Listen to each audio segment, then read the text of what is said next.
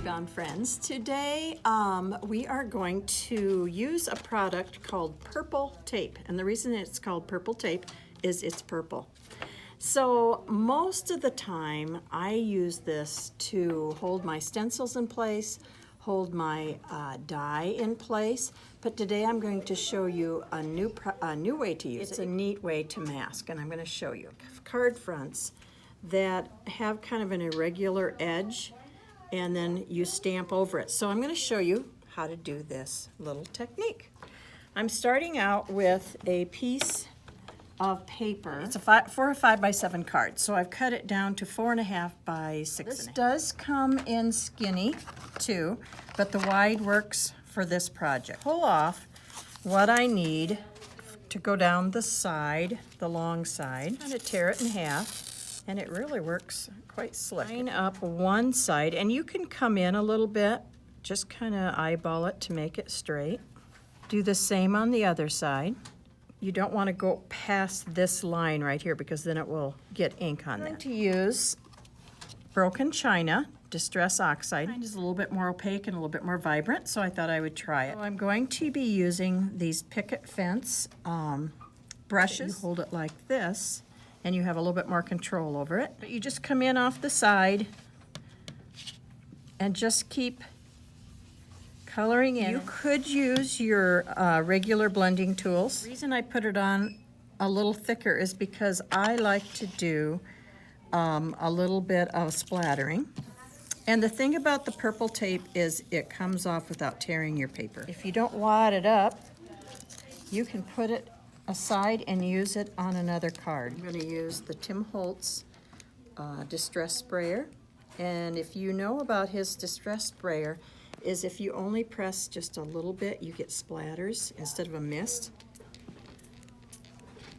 And if you let it sit for just a little bit, you can start to see it work its magic. Can you see those little water droplets happening? Can you see the water spots there? Now I'm going to take and put it in the Misty stamp set of Tim Holtz called Flower Garden. 3 sets of flowers, almost like bouquets.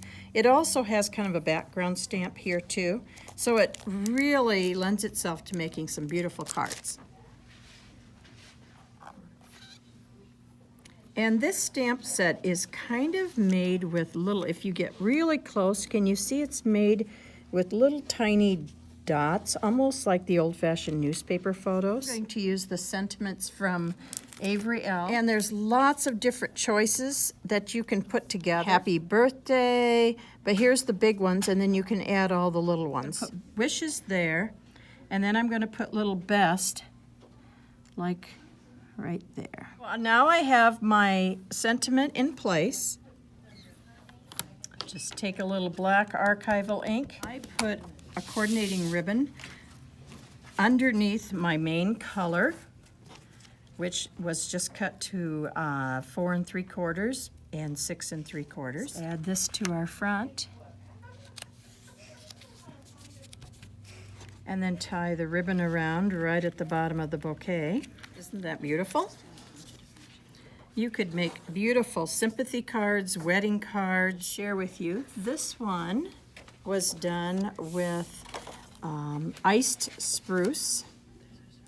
And this sentiment comes from this right here, this stamp set. Also came from this stamp set right here.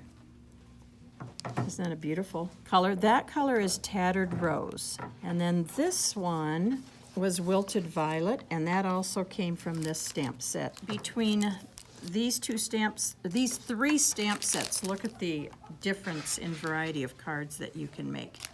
And these are so much fun because everyone's going to be just slightly different. Thank you for coming today, and I hope you try this. Pick up some purple tape at Memory Bound. It's the purple tape. And try it on your own and see what you can do with the colors. Thanks for stopping by.